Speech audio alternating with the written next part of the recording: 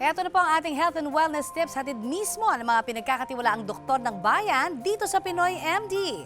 Happy and healthy morning sa inyo pong lahat mga kapuso. Ako pong inyong kaagapay sa kalusugan, Connie Season. At mamaya ay makakasama naman natin ating pinagkakatiwalaang dermatologist na si Dr. Jean para sagutin ang inyong mga ipinadala sa aming FB questions tungkol pa rin sa inyong kalusugan. Abangan yan sa pagbabalik ng Pinoy MD. Dahil basta usaping pangkalusugan, ito ang legit. Abangan mamaya. Sa video na ito, makikita ang isang matandang babae na nanginginig ang buong katawan. Napapasigaw. At tila naghahabol ng hininga. Kita ko si nanay parang hinihingal. Sa kabila ng sigaw ng mga taong huwag lapitan si nanay, may isang naglakas loob na sumaklolo sa kanya. Yung iba nagsabi wag daw lapitan. Kamusta na kaya ang babae sa video? Masaktan talaga siya.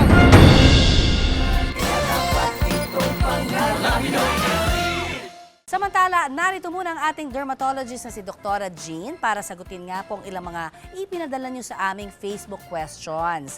Eto na, Dr. Jean, good morning muna. Good morning, Connie. And of course, good morning po sa lahat ng nanonood ngayon ng Pinoy MD.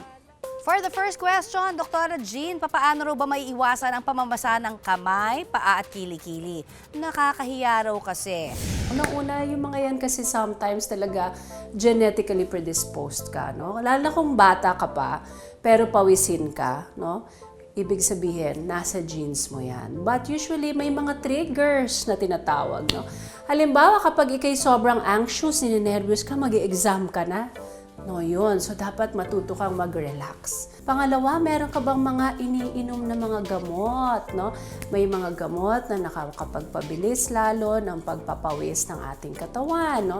So, na dyan, sometimes mga antipsychotic medications, kung talagang hindi mo maiwasan na pawisin ka, dapat umiwas ka na doon sa mga telang, lalong magpapainit sa iyong katawan, no? And of course, no, bawal din, no, ang sobrang pagkain ng maaanghang, uminom ng alak, and of course, mga caffeine, no?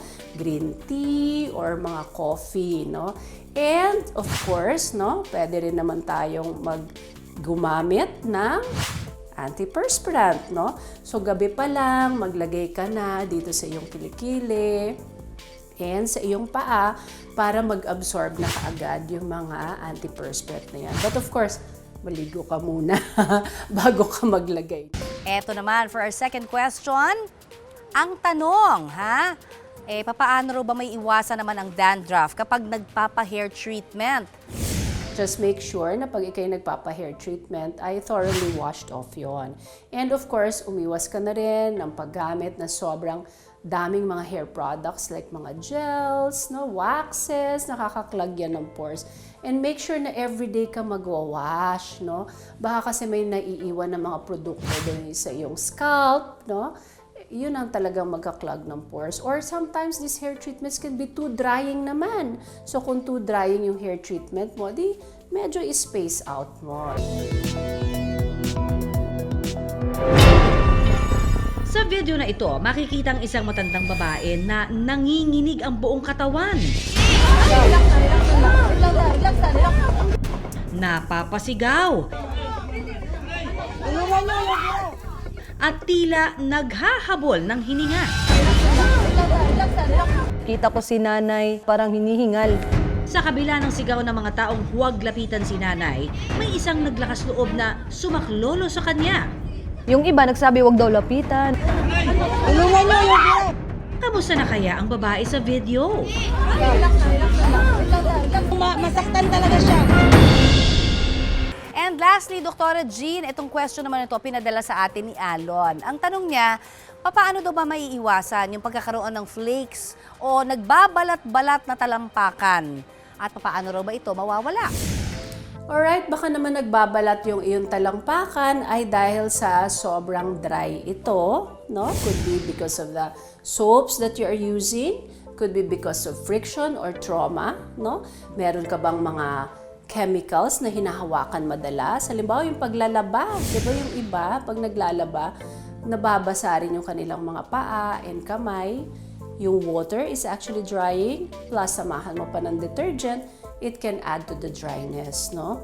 So, madalas yun ang nakikita natin. Chemicals, pwede rin trauma, yung sapatos mo, baka hindi ka nag-shoes or sobrang rough yung sinusuot mong sapatos.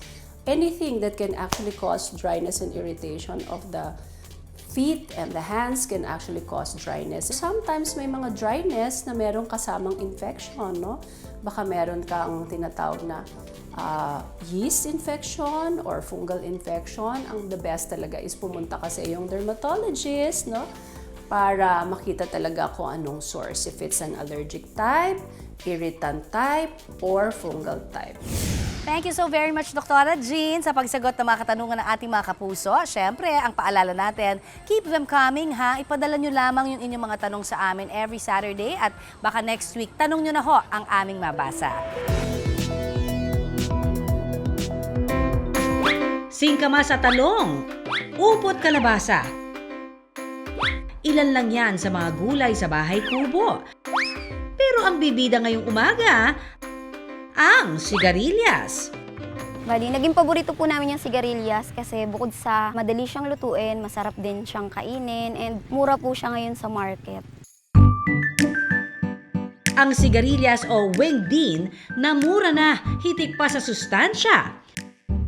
Sigarilyas nga ang madalas isahog ni Mardrilyn sa mga iniluluto niyang ulam. Pag niluto mo po siya, crunchy po siya, and wala po siyang aftertaste, kaya nagugustuhan din ng kahit ng mga bata.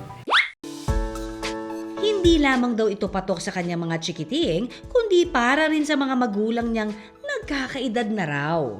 Sa family po namin, since yung parents ko is 50 years old and above na, mas preferred po talaga nilang kumain ng gulay kesa sa karne. Kaya naman po, nasanay din ako na magluto ng iba't ibang klase ng gulay. For today's video ay magluluto tayo ng stir-fry sigarilyas. 4 na beses kada isang linggo raw nila ito kung ulamin dahil na rin sa benepisyong hatid nito sa kalusugan. Napag-alaman ko po kasi na yung sigarilyas is good for diabetic. And since madalas po kaming kumakain sa labas, lalo na ng mga sweets, yun din po yung nagiging paraan namin para maiwasan na maging diabetic, lalo na yung mga parents namin na tumatanda na. Ito po ay napakaganda sa ating immune system, no? Sapagkat ito'y mayaman pareho sa vitamin A at saka vitamin C. Kung kayo po ay mayroong mga food allergies, no? Indikasyon yan na likely kayo ay kulang sa vitamin A. Kwento nga raw ng mga magulang ni Madrilyn, naging maayos daw ang digestion nila kapag kumakain ng sigarilyas. Mas madali daw silang nakakadumi pag sigarilyas yung kinakain nila at niluluto ko para sa kanila. Kaya naman, lately, nagiging favorite na rin nilang kainin yung sigarilyas. Napakataas nito sa fiber. So kung kayo po ay may mga chronic digestive symptoms tulad ng constipation, ito po ay makakatulong. Idagdag pa ang napakaraming vitamins and minerals nito. Sa puso, meron din itong benepisyo sapagkat mataas ito sa tinatawag nating omega-3 fatty acids, no? Importante din ito patungkol sa ating mata sapagkat mayaman din po ang sigarilyas sa beta-carotene na tinatawag natin that can also be converted into vitamin A. Napakayaman niya sa phytonutrients that serves as antioxidants, no? Pero mainam man ang benepisyo, paniniwala naman ng marami, ang sigarilyas na mabuto, posible maging dahilan ng pagtaas ng uric acid. Dok, totoo ba ito? Ang uric acid po sa ating dugo, mga kapuso, mahigit 30% lamang po ay nagmumula doon sa mga pagkaing mayaman sa purine, no? Tulad nga po ng mga lamang loob, no? Or yung mga legumes katulad ng beans, no? A big part po ng ating uric acid sa dugo ay reflection po yan ng cellular turnover. Hindi lamang po sa pagkain ang dahilan bakit tumataas ang uric acid. In fact, ang pagtaas ng uric acid ay isang prediksyon ng inyo pong katawan ay marami pong metabolic dysfunction. Dagdag pa ng ating internist and health and wellness doctor na si Doc Oyi, importante pa rin daw na balanse ang ating kinakain. Kaya naman si Mardrilyn may paandar na iba't ibang putahe ng sigarilyas. Gaya na lang ng sisigarillas. Ihanda lang ang sibuyas, bawang, paminta, oyster sauce, asin, sili, mayonnaise, ground pork at sigarilyas. Pagmamantikain natin ang giniling para maiwasan natin ang masyadong makolesterol para sa dish na to. Pag ganito na nagmantika na yung giniling, isi-set aside lang natin yung giniling tapos pwede na natin ilagay yung bawang. Pwede na rin isunod yung sibuyas. Tsaka isusunod ang sigarilyas. Pag ganito na medyo luto na yung sigarilyas, pwede tayong maglagay ng oyster sauce. Lagyan na rin natin ng paminta at kaunting asin. Haluin lang ulit natin hanggang well combined yung mga ingredients at matunaw din yung asin. Pag na-mix na po ng maayos yung mga ingredients, pwede nang ilagay yung sili. Pwede na po nating lagyan ng mayonnaise. Kalahati lang po muna yung ilalagay natin.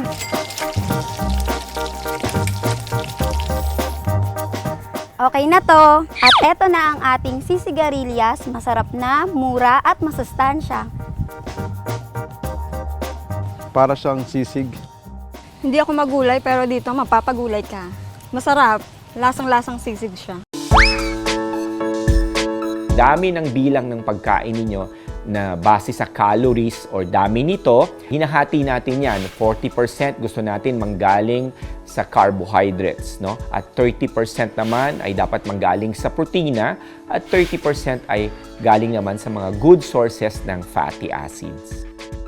Wala pong bawal basta pagkain bigay sa atin ng Diyos. Ang importante po sa pagkain ay balanse, no? At ito'y hindi proseso para manatili yung antas ng sustansya upang i-repair po at i-restore yung kalusugan ng ating katawan.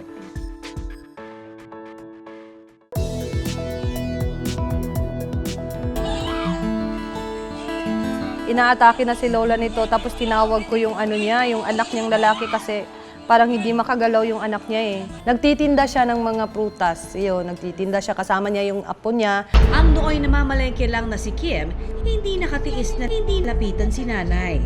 Kasi malakas si Lola eh. Hinihila niya ako, matutumba kami. Si nanay na yung hinihingal, parang hindi mapakali. Gumaganon-ganon siya sa ano niya, sa dibdib niya. Parang hinahabol niya yung hininga niya. Isang nursing aide si Kim at sadyang malapit sa kanyang lola.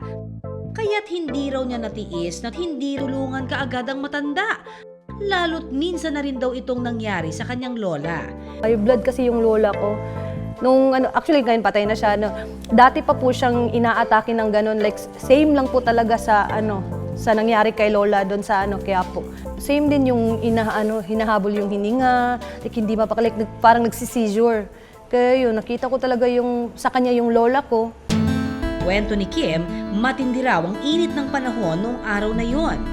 Para sa akin talaga, nainitan talaga siya. Pinaupo ko, tapos pinisil-pisil ko yung ganito niya at saka yung ko yung buhok niya.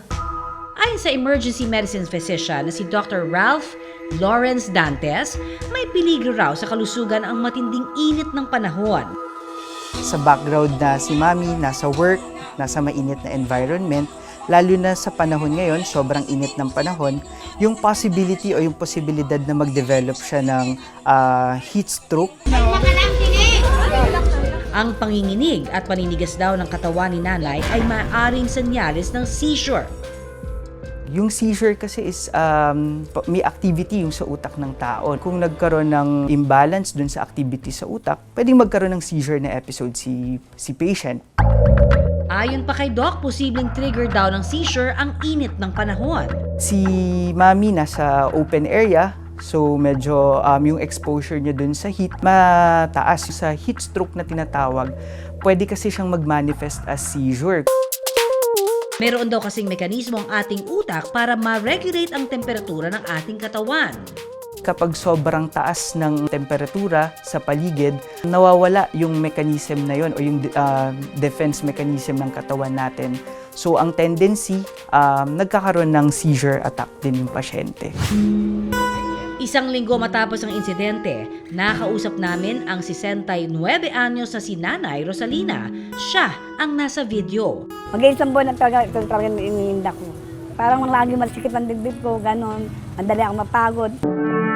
Sa kabila ng edad at iniindang high blood pressure, nagtatrabaho pa rin sa palengke si Nanay. Ginagala ko yung paninda ko, pabalik-balik. Tapos nagluluto ko, mainit. Para may pambili din ako ng gamot ko maintenance, mga ganon. Hindi raw naging maganda ang pakiramdam niya bago nanginig ang kanyang katawan.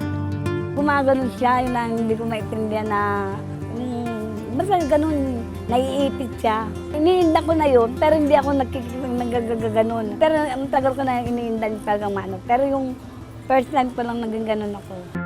Ayon kay Doc, maaaring makakontribute sa seizure ang mataas na blood pressure.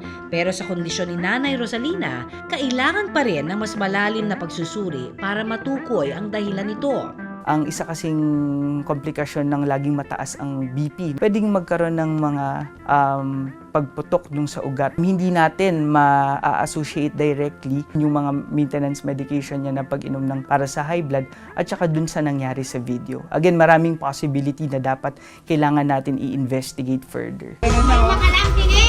Paalala ni Doc sa mga ganitong insidente, iwasan daw ang pag-restrain o pagpigil sa panginginig ng katawan ng pasyente. Dapat hayaan lang natin yung pasyente na kung manigas, wag natin silang i-restrain or pigilan. I-make sure lang natin na safe yung pasyente. Ang pinakamainam daw na gawin, alalayan ang pasyente para maiwasang tumumba o tumama ang ulo at humingi ng tulong. Kung mukhang seizure ulit yung presentasyon ng pasyente natin, tapos bystander, i-assist natin yung pasyente. So kung nasa delikadong environment, tanggalin natin. Better na ilagay yung patient sa flat na safe na area. Hindi niya maitama yung ulo niya sa mga matitigas na objects or bagay. Kung mukhang seizure yung itsura, warranted na mabigyan ng medical na atensyon yung pasyente. Sa ngayon, patuloy pa rin inoobserbahan ang lagay ni Nanay. Huwag ka daw masyadong daw na baliwalain. Pero gusto ko pa rin magpa-check up. Laking pasalamat din daw niya kay Kim sa pag-alalay sa kanya. Maraming salamat sa kanya. Nataranta na kami silang lahat eh. Hindi na alam kung anong gagawin, di ba? Ang katulad nga, marami na natetepok dito sa lugar namin. Eh, sana natuluyan ako. Kasi nga, hindi na talaga ako makahinga nun, hindi na ako talaga ano. Eh kung hindi, wala naman mga alam ng mga tao dito kung paano ako tutulungan. Sa ganitong emergency case, para sa akin lang po talaga, like sa isip at sa puso ko lang talaga is kailangan ko tulungan yung lola. Samantala, salamat sa lahat ng mga tumutok at gumising ng maaga para samahan kami dito po sa Pinoy MD. I hope na na-inspire po namin kayo maging fit and healthy. At hanggang sa susunod na Sabado pa rin, magkikita-kita pa rin po tayo, 6:30 to 7 in the morning. Ako po ang inyong kaagapay sa kalusugan, Connie Season, nagpapaalala na iisa lamang hong ating katawan, kaya dapat lamang natin itong pangalagaan. At ito naman po ang inyong dermatologist, si Dr. Jean. Tandaan, unahin ang kalusugan at lagi pong tumutok dito sa programa kung saan kayo. At ang inyong kalusugan ang laging number 1. Dito pa rin sa nag-iisang tahanan ng mga doktor ng bayan, ito po ang Pinoy MD.